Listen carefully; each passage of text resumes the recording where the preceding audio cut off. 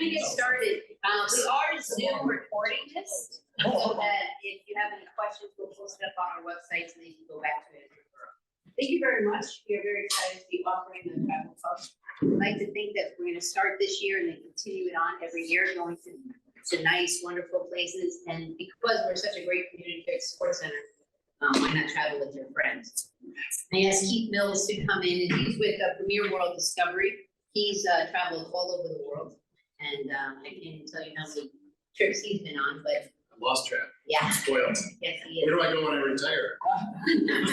That's good. So he's going to go through the whole process, and then it'll be a question and answer, and the meeting should last anywhere from about 35, 45, depending on your questions, 55 minutes. Yeah, I don't read notes or anything. I'm going to just go through. I got lots of pictures and answer questions at the end.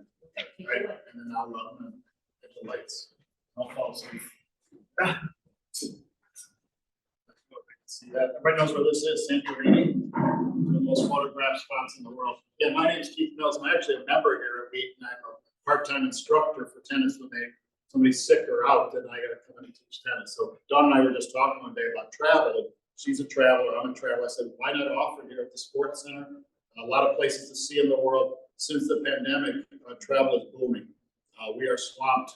This year we sold out most of our tours. I'm gonna tell you a little about our company. Kind of runs through the whole itinerary. Again, if you'd like to join us on this trip, sign up starts today until it's filled. We do have a couple other small groups from other cities that book onto this. So what I told Dawn initially, if we only get 6 or 8 people, the trip still goes. If we get 20 or 30, the more the merrier. And as Dawn mentioned, we're hoping this builds each year, and we can pick different destinations around the world to go to. So she wanted to start with Greece. She's never been. It's on everybody's bucket list. So Dawn was a good choice to head to Greece this year. So it's a 9-day trip with an extension. A lot of our trips to Europe, and I should mention, I've been doing this for 32 years. This is my fourth presentation in 24 hours.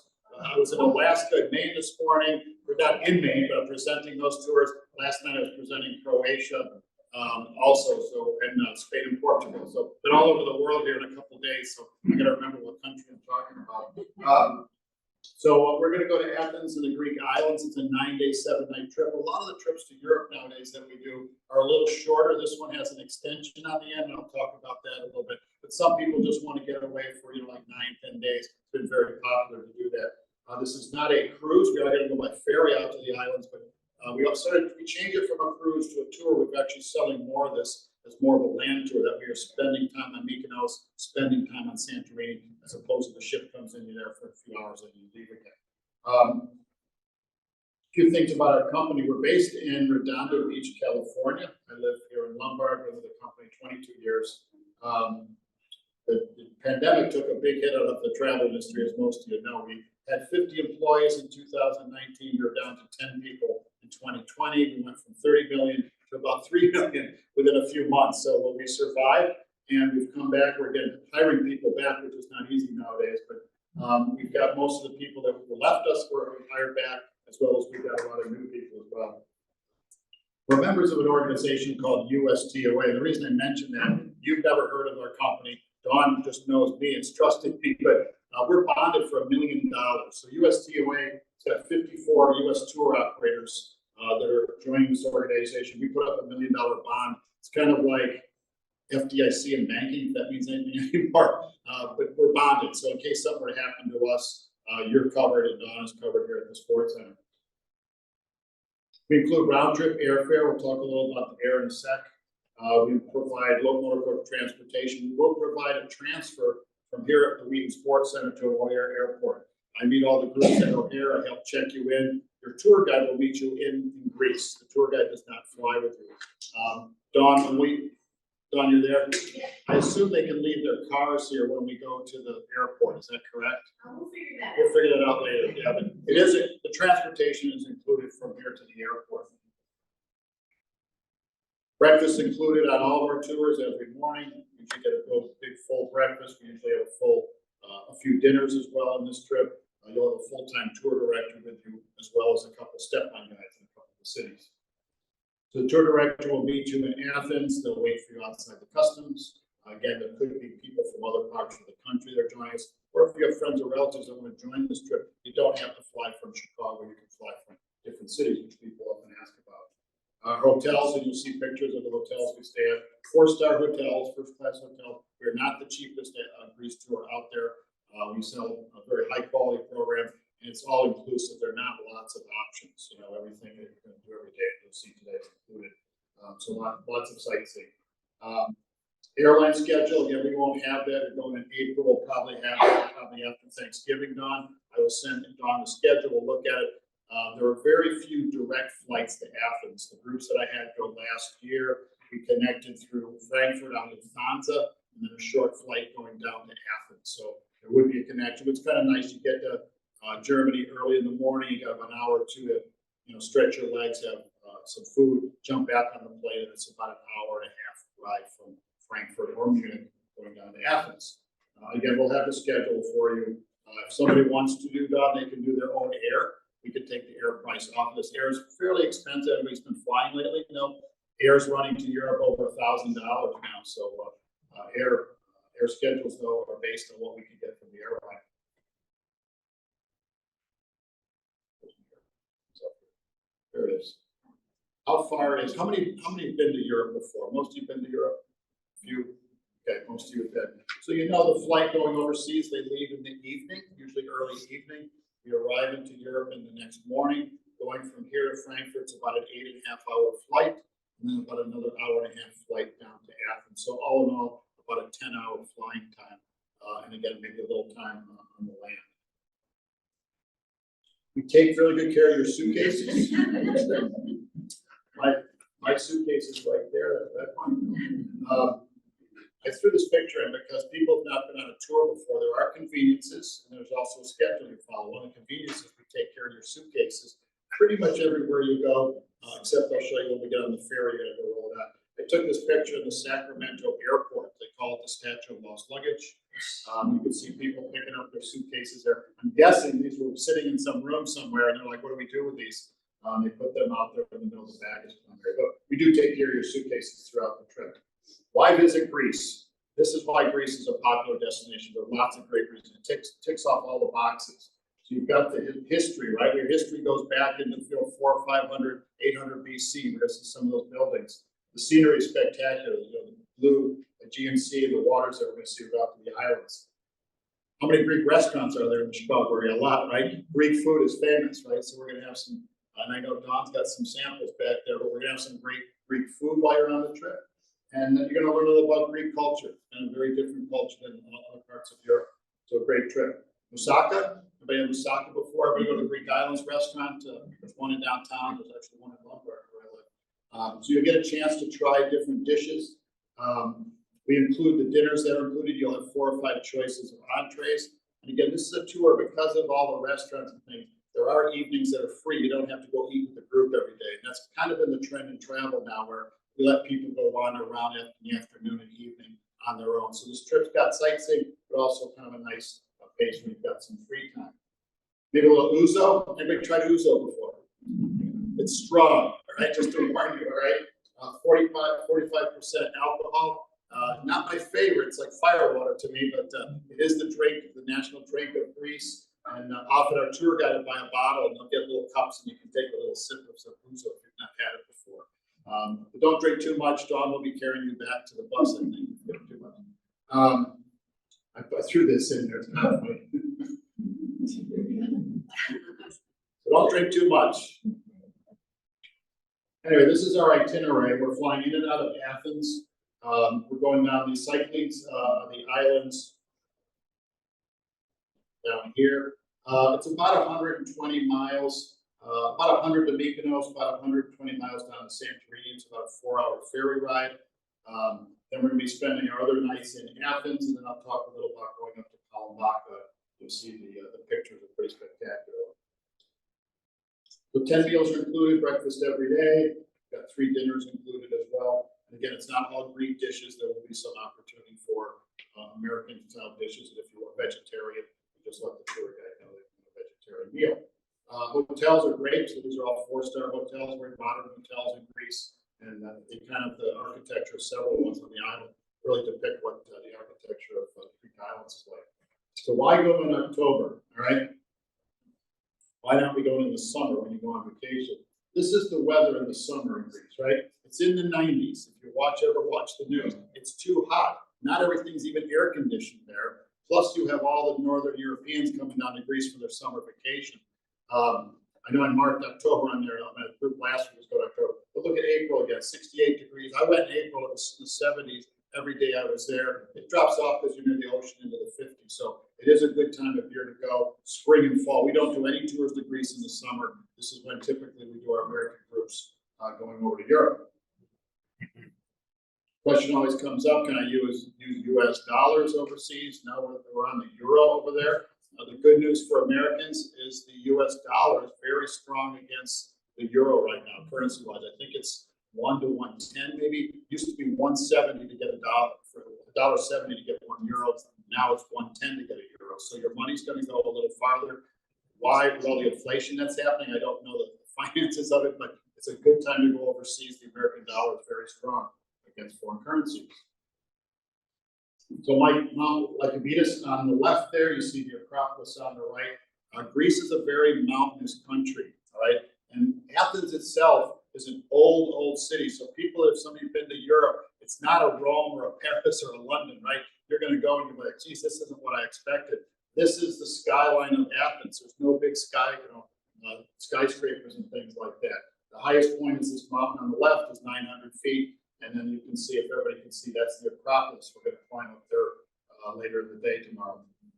So aboard a motor coach, you're going to have the same driver in the Athens part, and of course we're going over to the island, so you'll have different drivers on each segment of the trip. Our tour guide will be with you throughout the trip, the same guide. We send American guides over there that work our Europe trips, and then we have local guides step on for the local flavor and history.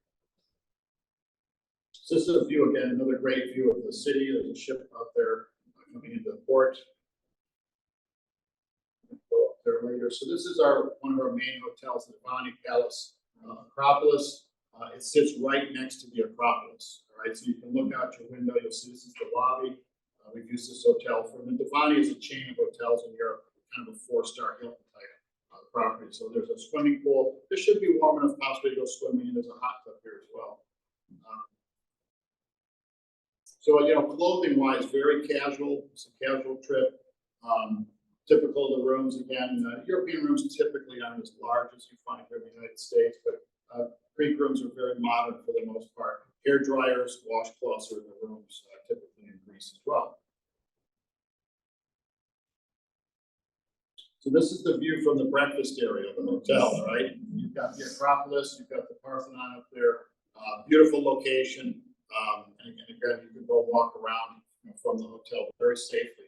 Probably the only crime in Greece that you got to worry about is pickpocketing. Some of you probably heard this before. Pickpocketing is a profession in some of these Mediterranean countries. They're very good at it. So we'll talk, if you go on the trip, we'll have a meeting about 3 weeks before you go. We'll talk a little about safety and things like that. We give you little pouches to hang on your chest. You can put on your jacket, your credit card and money and things like that.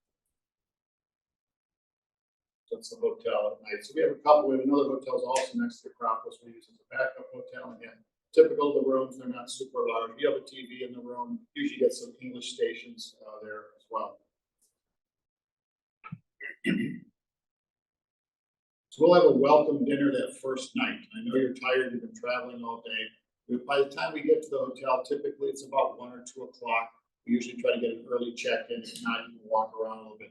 Do not lay down when you get in the hotel room, right? You're like, why are we doing a welcome dinner? I'm tired. If you lay down, I've done this before, I've been traveling, you're going to fall asleep and wake up in the middle of the night. You got to adjust that first day, drink a lot of water, get outside, get some sunlight, and that'll start to adjust your times and get rid of the jet lag. Some ouzo, and it's probably a big glass though. I want to share that. So the next morning we're going to get up, and again, breakfast is at your leisure. Whenever the breakfast area opens, usually 6:30. You can go down early. Usually we leave around 8:30 for the touring. We're going to be touring through the morning. So we're going to stop at a number of places. Again, Mount Lycabettus is the highest point, again, about 900 feet. You can actually hike. We're not going to hike up to the top, but you can. Again, it kind of sits in the backdrop here of the city from the Acropolis. We're gonna stop at a lot of different temples and things. I'm gonna touch a little bit on some of the history here, but most of these buildings and the history goes back 3,000–4,000 years into BC, right? We've been to Europe before, Paris and London. We got the Middle Ages, place like that. We're predating that by several hundred years, in some cases several thousand. So they'll tell you all about the different temples. I'm always amazed at the stonework. Look at this, the stonework and how fine this is. Again, this is about a 3,000-year-old building, this temple. So again, pretty amazing that they were able to build this. Hadrian's Arch sits in the heart of Athens. We'll stop here for picture taking. I should mention, I know people ask a lot of questions with these things. How much walking is there in Greece? It is a walk. It's a lot of walking. This is a tougher tour. I gotta be honest. You can still enjoy it. Maybe you don't do everything or walk as much as the group, but it's hilly. It's a mountainous country and cobblestone streets and things like that. So people usually comment. There's a lot of walking on a trip like this, so we'll just kind of forewarn you. We'll stop out at Athens, the modern Olympic Stadium. And this is kind of what it looks like. We're walking on cobblestone, following our local guide here. I think we're using this year, I went before the pandemic, but they're using whisper sets now. Quite often in Europe, you get a little headset, and the guide has a microphone, and you just follow the guide, and you can hear them in their headset. One of the many theaters that you'll see, the Odeon Theater was amazing, and they got perfect acoustics. If you're up at the top, quite often the guide will at the bottom and drop like a quarter. You can hear the quarter drop on the concrete at the bottom of the theater. Syntagma Square, this is the Parliament building in the background there. Again, not a fancy city. Athens is kind of a working city. This is the main square, the main park in the city. We'll stop here. We will see the changing of the guard in the morning. I think we're at 11:30. This is the presidential guard that comes out with a little ceremony, kind of like Buckingham Palace in London, where they're changing the guard. And then we're going to go to the Acropolis, right? There's no elevators, right? You're walking to the top. It's about a 20-minute walk. 2 million people visit a year, so it's doable, right? Take your time, right? You're going to go up to the top here, and the guide is going to tell you a little about the history. This again, the main building, the Acropolis. Acropolis means high point. There's lots of Acropolises around Greece. The Parthenon is the famous building, one of the temples that's built on the top of the Athens Acropolis. So the Acropolis itself is a destination, and buildings have different names. The big one is the Parthenon. Why am I showing dogs? Right? Anybody been to Greece? You see a lot of dogs running around? Yes? No? I go into the Victos and there's a lot of cats. Yeah, cats. You're going to see my picture of cats. So something that's interesting, we talk about Greek culture. They have lots of street animals. All right. These dogs were wild dogs. They look healthy, right? They just live on the street. People in different communities put out water and food for them. The dogs and the cats come and they eat and they're taken care of. So they're not like abandoned animals. We had I won't call them a pack, but these 3 dogs followed us up to the top of the Acropolis. And we get up there, there's like 20 dogs running around on the Acropolis with all the hundreds of people. It was kind of crazy, but they're everywhere in Greece. So be prepared. If you're a dog lover, great. They're friendly. They're used to people. They're looking for food, obviously, is why they're following us. But you will see cats and dogs pretty much everywhere, especially at all the major archaeological sites, because the tourists are the ones who give extra handouts. But you'll see food outside people's doors. That's for the street dogs. Some street cats. There's a little bowl up there for them. I thought I'd throw that in because I thought it was interesting. So this is kind of what it looks like climbing up. This is near the top. We take our time. Once you're up at the top, we'll be up there for about an hour to an hour and a half taking pictures. I'll tell you a little about the history of the different buildings.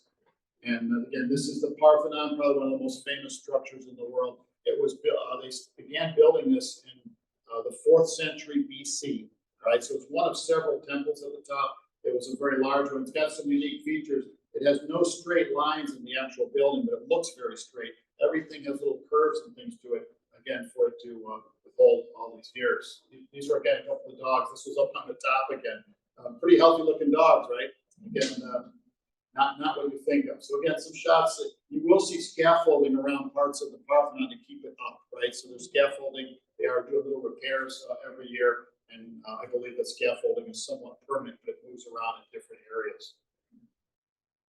This is kind of what it looks like. You're going to get a chance to go up, take pictures, and get pictures in front of the Parthenon. I'll show you a couple of the other temples that are up here, the Rexium. This was the treasury of the ancient Greeks, the ancient Athenians. Again, all these temples have different purposes. If you can see the different statues of the women here, I think one of them is Athena. There's also a temple of Athena that we're going to see as well. This is the entryway. You can see people are walking up. This was kind of the entrance from where the people, the general population lived down below. And of course, the gods and the kings and things lived up here on the Acropolis. This is the view, though, from above, looking over the city. Again, you can wander around. We spend some time up there. You'll have some free time after the guide gives you a little background.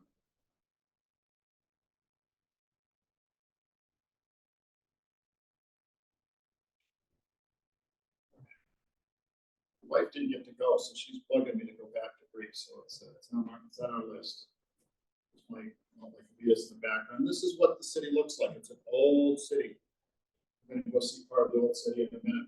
Something fairly new that just opened, and people love this. This is the Acropolis Museum. A lot of the artifacts that they found up on the top of the Acropolis that they've dug up in archaeological digs, as well as around the Acropolis, they put them into this museum. So again, after our tour of the Acropolis, we're going to have a chance to go through the museum. This is an actual archaeological dig right here. It's an ongoing one. You can view it from above, and they'll have people down there, digging, and there's different artifacts that have been brought in as well. This is the outside of it. A great view of the Acropolis, some of the statues that they brought in. I think it's amazing thinking back again, the history here and how far it goes back. How long ago these statues were created, they found and dug these up. And again, there's a story behind every one as well. Again, this is the Acropolis Museum, fairly new museum. I think it opened about 15 years ago. This is a statue of a lady taking her sandal off, apparently, is what I was told. So if you're following along, I said I don't read things, but I got to tell you where we're at. So this is day 3. So that takes you through the whole morning. You finish up around 1 o'clock, and then you're on your own for the rest of the day. So we take everybody over to the Plaza. This is the old city, the old section of the city. And you're going to have a chance to walk around, get lunch here, narrow little streets. This is where people actually live, but there's all kinds of shops and restaurants here. So you can stop at these little cafes, try some Greek food. Maybe you see a cat looking for food somewhere. This is kind of what the Plaza looks like. You can stay here for the rest of the afternoon and have dinner here at the Plaza, or you can go back to the hotel and have dinner back at the hotel. It'll be up to you, depending on how much energy you got on the second day.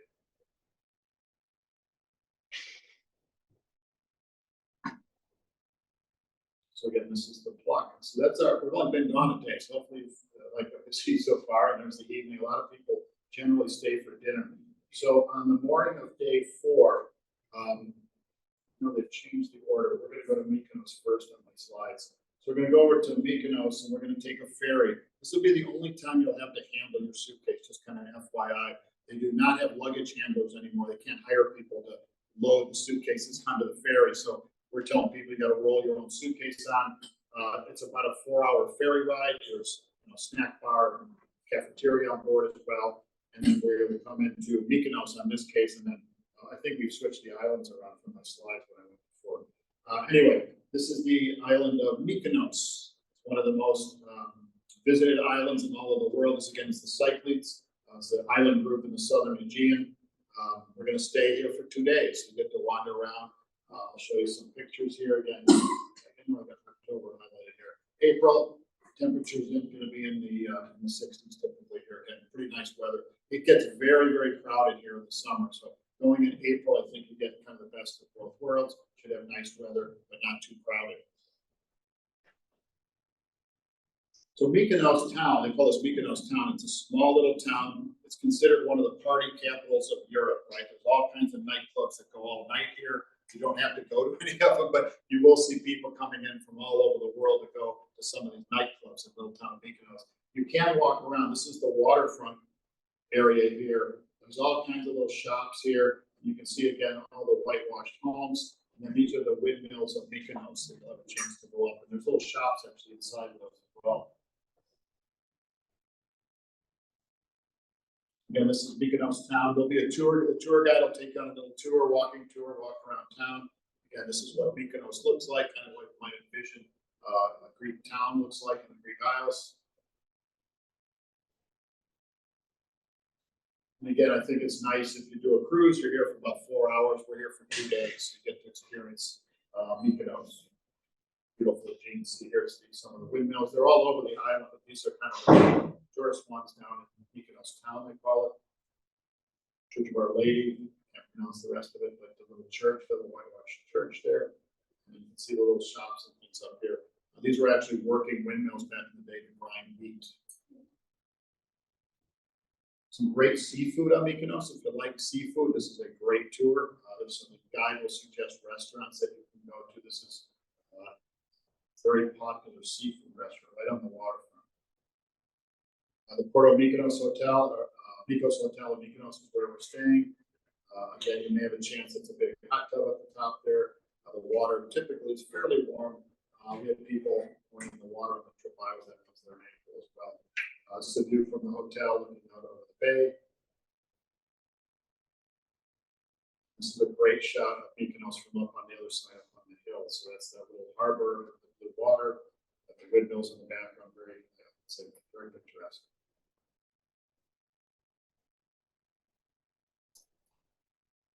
Some of your shoppers, these are popular gifts. Devil's eyes, I think they're called. Does that sound right?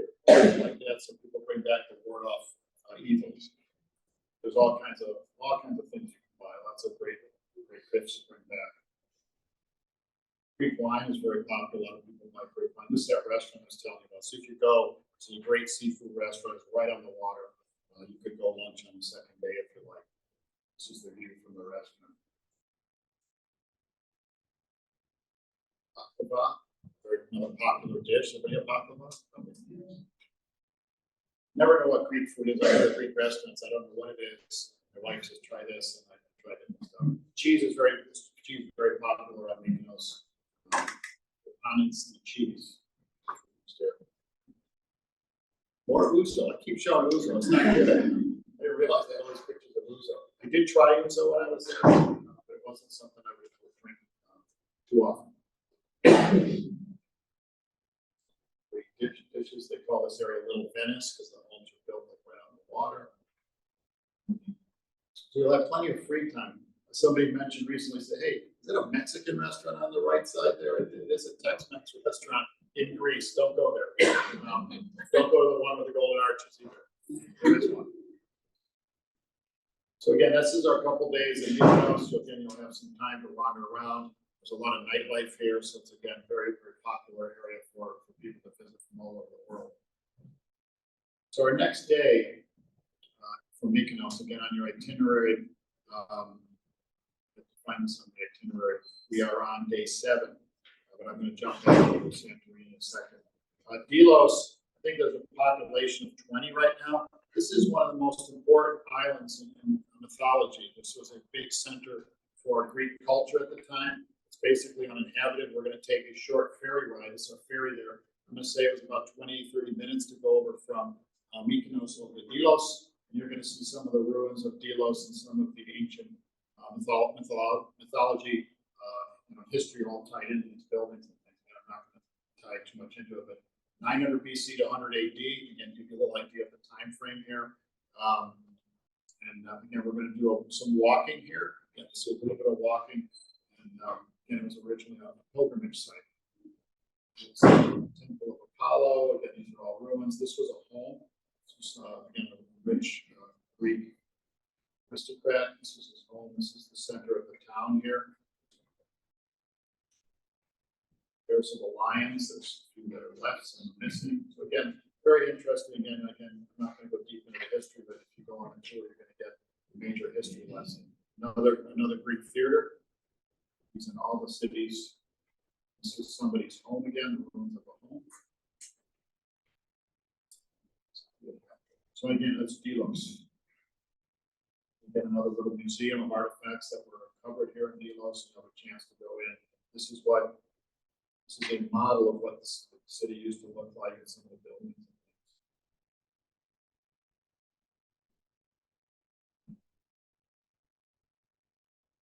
Right, so we will go another ferry between the islands, again, I'm jumping back, because we're gonna go, looks like we're going to Santorini next year, on our first stop.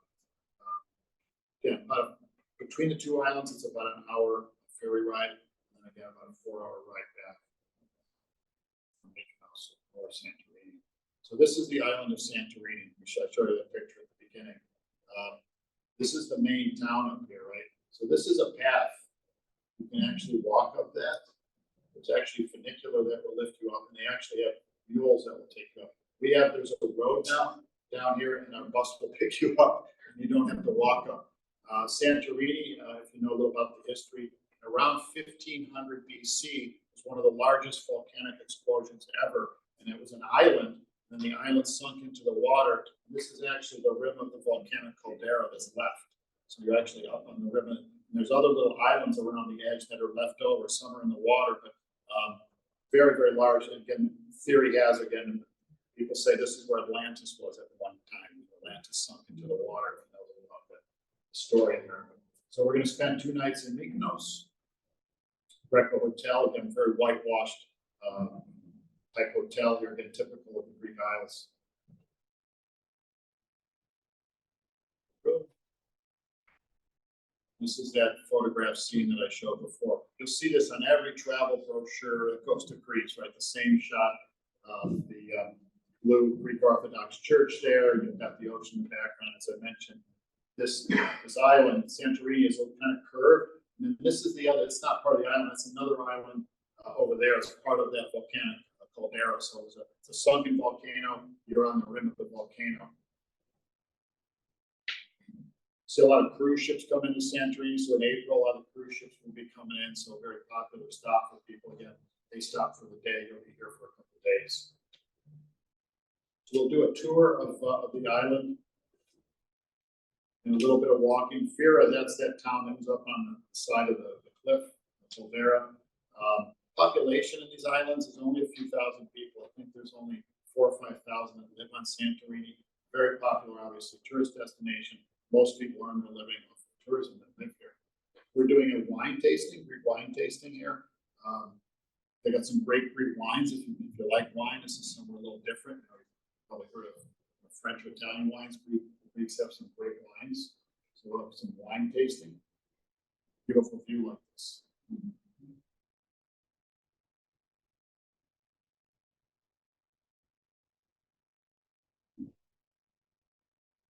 More food. What is this? Huh? The fakeness. What is it? No idea. I don't either. I try stuff and I just eat it. It's all good. Greek food's great.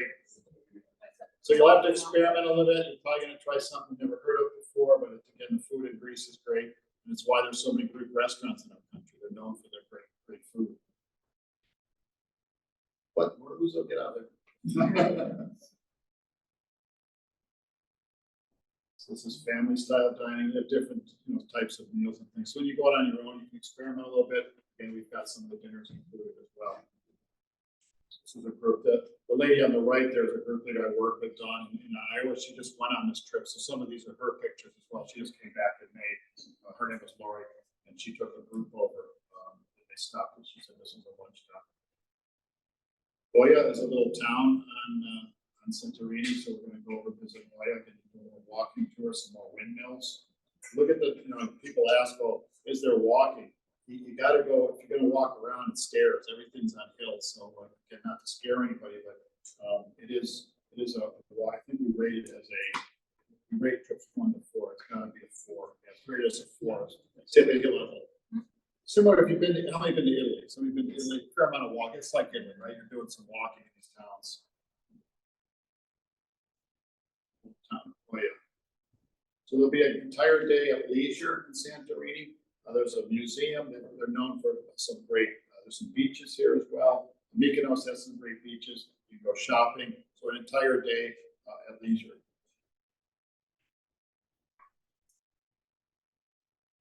Again, volcanic island, black beaches. Some of you've seen black beaches in Hawaii. Iceland has some black beaches. I've been there, but Santorini has these beautiful beaches. So the guide can recommend during your day, maybe go down to them. They're very different, as you can see.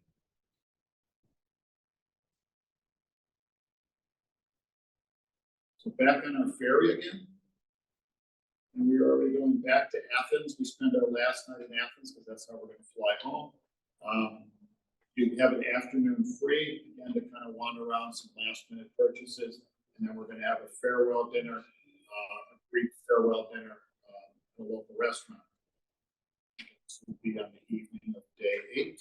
And then we're flying home on day 9. Might do that tonight. Sorry. Right?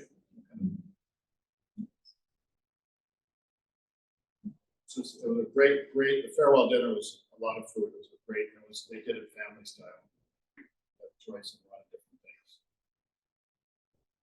Hopefully everybody's had dinner already today. I travel a lot. I take pictures of the food, but people ask me what is it. I have no idea.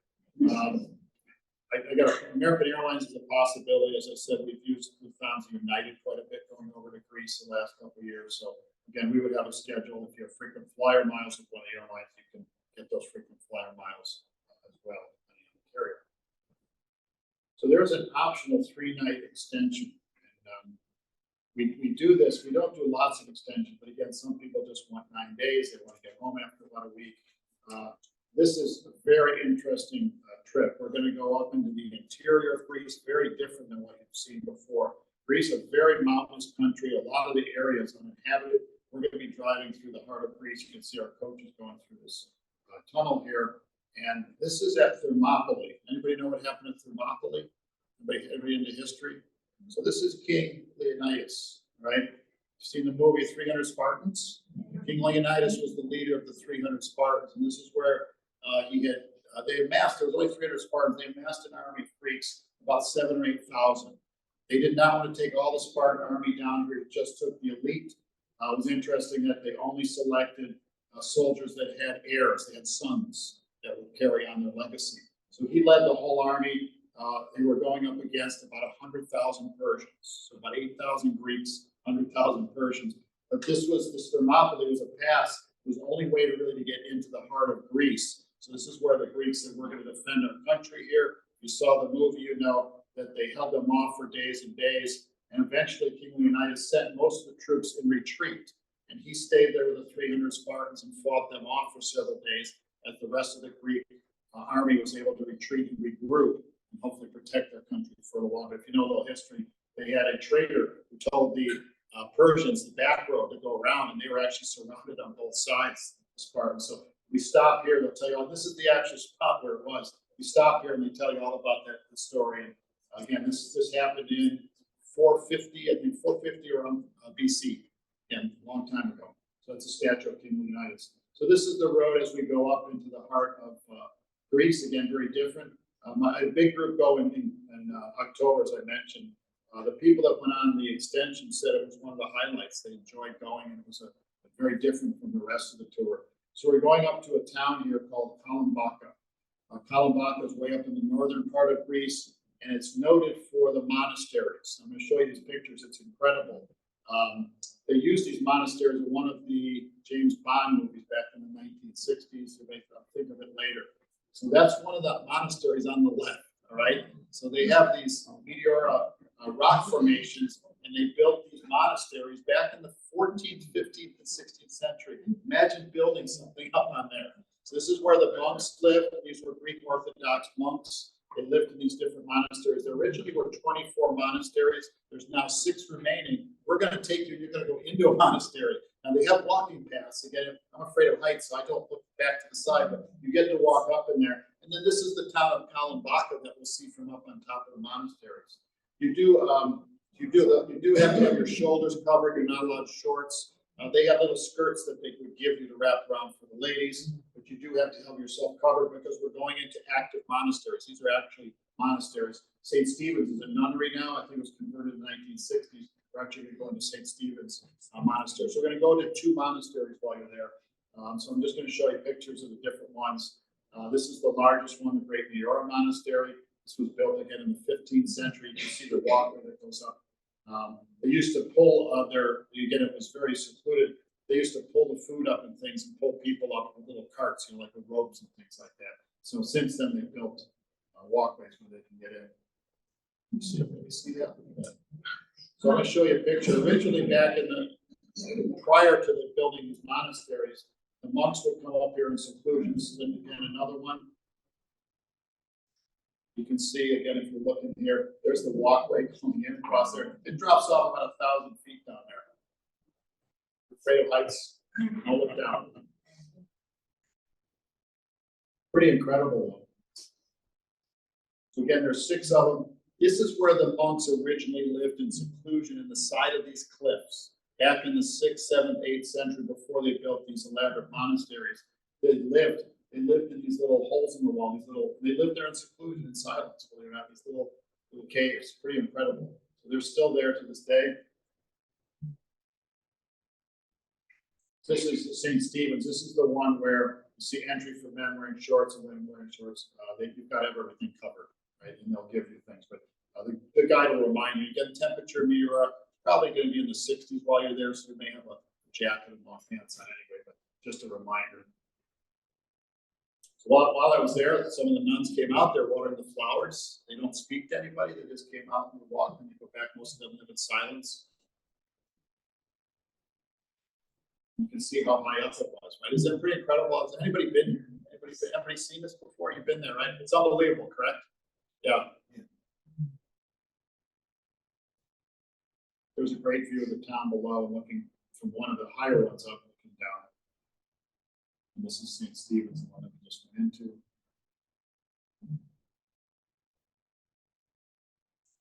So anyway, this is our stay in Kalambaka. We're here for a couple of nights, and then we're going to drive back through the heart. You don't think of Greece having snow-capped mountains, would you? This again was in April when I was there. We're going down through the heart. You can see it's pretty much, no towns and things like that. Our tour guide actually, I keep mentioning Uso. She came on the bus with a bottle of Uso and was passing out samples on the bus ride. Fell asleep after that. So this is the town of Delphi. This again is another historical site here. We're going to stop for a night in Delphi. Again, they have the Delphi ruins here. The Oracle of Delphi lived here at one point. They would prophesize the future here from Delphi. This is what it looked like again in its heyday, about 400 or 500 BC. What's the Apollo? So again, a little bit of walking. You're going to walk this path. Again, the guide will walk you through, walk down here and walk up there and show you some of the ruins of the city that still remain. More cats. So everywhere. There were cats everywhere. This is the view from Delphi looking down over the valley again as we head back towards Athens, the Doric Temple. Another theater, Greek theater. This is the remains of it. Acoustics again, pretty amazing. And another museum of the artifacts that they've recovered from Delphi.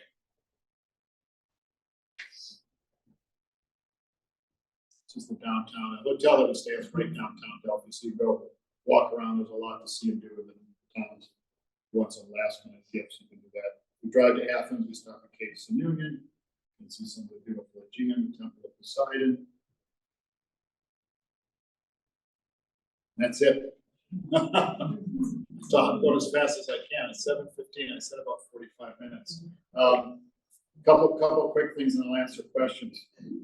You need passports. The passport needs to be valid for 3 months beyond your travel dates. I had a lady at the airport last October. Everybody's checking in. I'm helping them check in. Hand goes up. They won't let her on the airplane. Her passport was 5 days. It was still good, but it was 5 days short of the 3 months. They would not let her get on the airplane. I had to get an Uber for her. I sent her downtown to the passport office. She stayed overnight. The next morning, stood in line at 8 a.m. She got a new passport that morning. I met her at the airport the next night. We got her on the plane. So her sister went ahead of her. Her sister left her, but she was able to join the plane. But it's a great story because I can remind you. I sometimes forget to look at that date because all that passport's good for 24. Make sure your passport's good through the summer of 24. Otherwise, you need to renew that. It takes about 3 months right now, 3-4 months to get your passport back again. Can euros be the currency here? How much money do you take?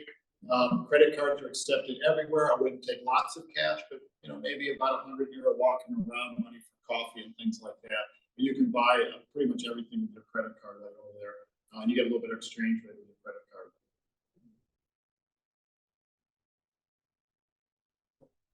Highlights. There has to be some, no highlights. Oh, there they are. Airfare is included. You've got the meals, the tour director, the fare rides. Pretty much everything I've shown you is included except for that extension. If you want to do that, we do need to know if you want to do the extension when you sign up. There is a minimum of 15 people. We do take a maximum on this trip of 44 people. Again, we have another group that will be joining you. I'll have to look up where they're from, but they're not from the Chicago area, Don. And again, they're selling the same trip. So there's no deadline for signing up. You can get, and again, we're about 7 months out. We do refunds up to 6 months out. So if you decide to sign up in the next week or two, you change your mind in the next month or so, there's a no risk deposit. You make your final payment by check, you get another $100 off instead of using a credit card. You can't do your deposit with a credit card. I'll talk about insurance in a second. Put the lights up. Insurance. Sign-up form is on the back. Dawn is in charge of sign-up here. I believe our deposit is now going up to $600 for 2024. I've got $600 on the deposit. This form is pretty self-explanatory. Somebody asked the other day, Air Gateway, all right? So we're assuming you're going out of Chicago O'Hare, but you need to put that on there, right? A gentleman, this is on a different trip. He was from Atlanta, but the group was from Iowa. He didn't tell us he lived in Atlanta. And when he got his airline ticket, it said Chicago, right? So you got to tell us if you want to fly from somewhere else, we need to know, but put ORD on there just so we know that you're going from Chicago, but it is assumed that you're going out of Chicago if you don't put anything on there. We don't need your passport number right now, but eventually you'll have to put your passport number on there for you to travel. So thank you for coming out. Our first meeting ever. Don, Yeah. you got anything you want to say?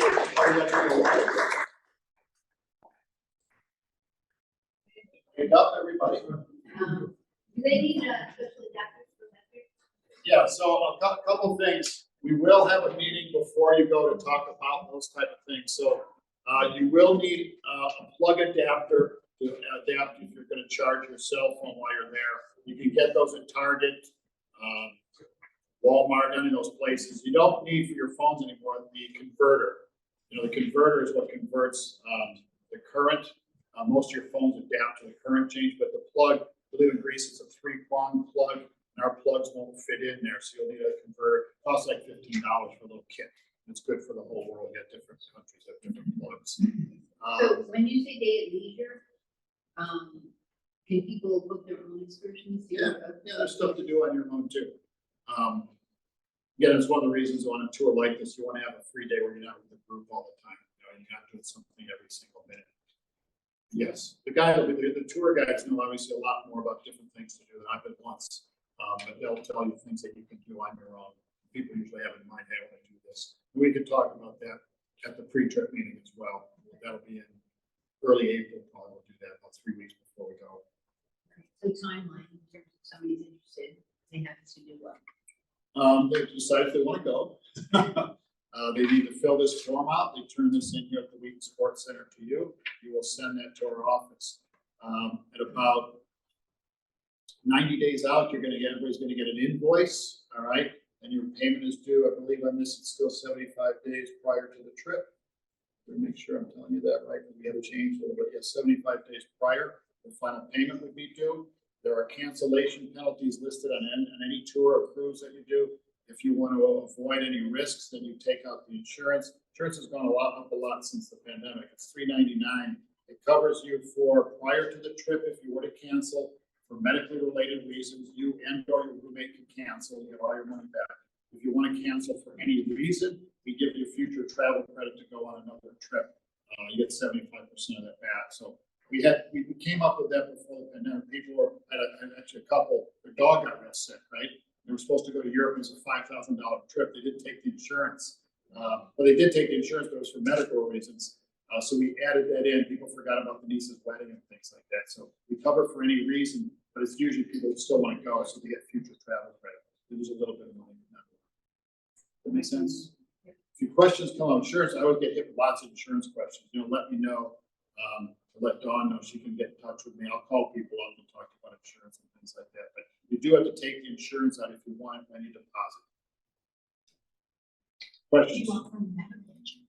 So on this in coverage, again, hopefully you can read the fine print, right? So they call it Part A and Part B. Part B is post-departure travel protection. That's medical insurance. A reminder that when you're in Europe, if you've not been to Europe before, Medicare, most of your insurance companies do not cover you. Some might have international coverage, but most do not. This would give you medical coverage. You slip and fall and sprain your arm or something like that, or we do have some accidents that happen on trips, you're then covered. If not, you're paying for it out of your pocket. Is that primary or secondary coverage? This would be secondary coverage. So if you already have coverage, that would be your first coverage. Do you think you have coverage overseas, or you don't know? Not necessarily. Yeah, most people don't. Most companies don't. You have to pay a pretty high premium. That's why we offer it. You're always welcome to get your own medical insurance while you go. We just do this out of convenience. I haven't done this before. Most people take it, but not everybody. It just depends on their health and definitely going no matter what. I had a trip about 2 weeks ago. The lady called and said, I sprained my arm really bad. I don't think I want to go. I said, do you have insurance? She said, no. I said, she'll lose all your money. She went anyway and had a great trip. She's already back. So, it just depends. If there's something, you think there's a chance you might not go, I would take the insurance. Again, the price is very, very similar. I know all the different tour companies. $300-400 is pretty typical. We do one for all ages. Sometimes it's by age also. Ours is the same price for everybody. Yes. So if you're eating on your own, like some of those nights that we can, are you allowed to go on your own to find restaurants, or can you get some help?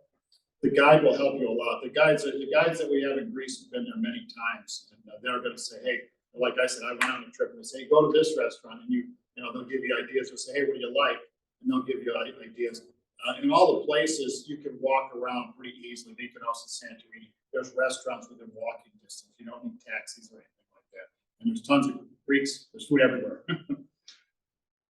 That helps. Yes. What seats are these in play?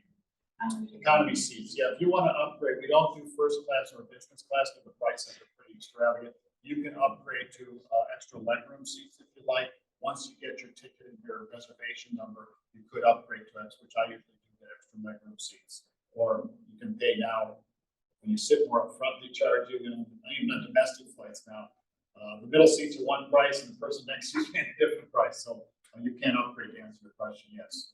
You don't have to do that initially. You would do that later. You would pay for that on your own. Travel time from Athens.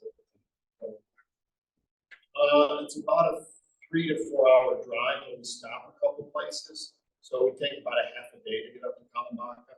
I did the trip. I liked it a lot. Like I said, based on what people said from my October group, they loved it. People said it was one of the highlights going up there, seeing a different part of the country than Athens and the islands. So I'll follow up with an email to everybody, to those who came and not come, and then we'll post the video. So if there's anybody that think could make it, we'll post a video and they can watch that video. I wouldn't wait any later than Thanksgiving. Right, so that was just like, I just need to get it through by our timeline. Yeah, so what I do, like I said, there's another group on there. I let the group leaders know, hey, the trip is filling up. Right now, Alaska is one of our issues where it's hard to get space. I got the group I did yesterday, 75 people sent to go to Alaska. It's hard to get space to Alaska. This is a 1 bus trip, 44 people. Once it fills, then we're done. So 44 total. Total. That's the most we can take. I think I held 24 for weeks since we never done this before, not knowing. So if you're in, what I would say right now, Don, again, new travel group, if you're interested, at least tell Don, hey, I really want to go. At least you got that down on paper, and then you can put your deposit in later once you kind of thought about it, look through the itinerary. But if you're definitely saying, hey, I really want to go, Don, or I'm on the fence, Don, at least tell her that. You have a list, right? Yep. Yeah, just put it on the list and say, geez, I think I've got 15 that are probably going to go. And I'll let our office know, saying, hey, make sure you're holding those 15 seats for us, or 20, whatever it may be. All right, good? Everybody good? No questions? I saw that on your slide that you had to have your passport for 3 more months. It says here 6 months. Yeah, Greece is only 3 months. Greece is only 3 months. Most countries are 6, so Greece is only 3. Again, you just gotta make sure, is your passport good for next year? Okay, and you don't have to, you're just checking my numbers. Yeah, Greece is only 3. There's like a new visa form. There is a new form that's coming out. I don't want to get too, it's not out yet. So you're gonna have to fill out a little form anytime you go to Europe from now on. It's a little form. I can't remember. It's got a little name to it. We would get that, for anybody that goes on, we would get that out to them. You put your passport in. It's a safety form basically, so that if you go to any of the Schengen countries in Europe, you can go from country to country as long as you fill it, as an American, fill it out. Basically, they want to make sure you're not a terrorist, kind of like this, to be honest. And we'll get those. That's a good question. It's just coming out. It's not out. You saw that in the news, or? Yeah, but in the newspaper, yeah. So it'll be out soon, but everybody will have to get them before you go. We'll have those forms for you. Anything else? We're good? Drinking water? You can drink the water, but I wouldn't. Anytime, I've traveled, I've been all over the world, and I don't drink any water out of a tap, right? I only buy bottled water. They can drink tap water in Greece. Their body's used to it. The minerals can be a little, you've probably heard this before, drinking water in different countries. I wouldn't drink water in any other country that's out of a faucet. I can drink, bottled water pretty much everywhere. On the motor coach, a lot of times we'll have a cooler of water that you can buy from the driver for $1 or something like that. So it doesn't make you deathly sick that you get ill if you drink bad water. And it can happen. When you go to a restaurant, you drink water. They're giving you bottled water typically in the restaurants, so you don't have to worry. I sometimes, again, Greece probably not a place you worry about. I won't put ice in my drinks in case the ice is not purified. But Greece is pretty safe. I've not had anybody get sick that I know of in Greece from the water, but I'm always cautious when traveling a lot. So our current situation here at the Sports Center is we had 68 people who said they were interested. Obviously, we only have 30 people here. But there's only 44. I'm nervous. I think everybody wants to agree. But in the event that you can't, or we do it, so it's first come, first serve. First come, first serve. And again, we don't know. This is the first time you've done this. And a lot of groups I work with, they do these trips all the time, and you kind of get an idea that you get 20 every time, you get 30 or 10. So we don't know. Okay. So it's kind of good for you to know, Yeah, kind of get an idea. Yeah. And then regardless if we have 44 or if we have 4, if they say they want to go, they'll be going. 4 people join somebody else. Okay. All right, we're good. And I'll be around if you got other questions. Thank you for coming, and maybe I'll see you next April. Yes.